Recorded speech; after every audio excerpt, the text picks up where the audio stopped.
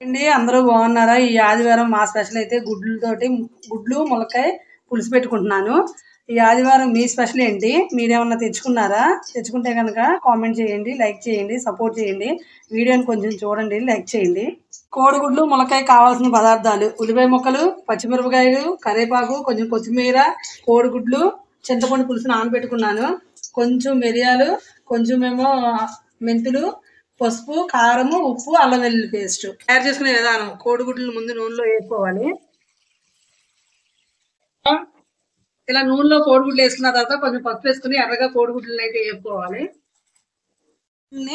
ఒక ప్లేట్లో తీసుకున్నాను. కొంచెం ఆవాలు, మిరియాలు, మెంతులు, జీలకర్ర,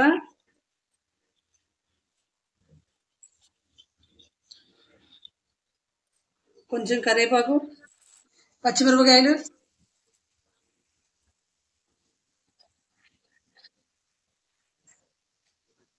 ఉల్లిపాయ ముక్కలు, ములక్కాయ ముక్కలు బాగా వేగనివ్వాలి. కొంచెం అల్లం వెల్లుల్లి పేస్ట్, కొంచెం ఉప్పు కూడా వేసుకుని ఉల్లిపాయలను అయితే బాగా వేసుకోవాలి.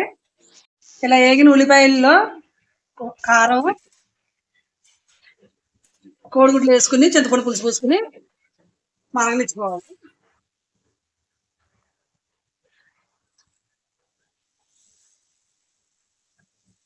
చింతపండు పులుసు పోసుకున్న తర్వాత ఇలా మరుగుతున్నప్పుడు కొత్తిమీర పుదీనా వేసుకున్నాను, నా దగ్గర ఉందని.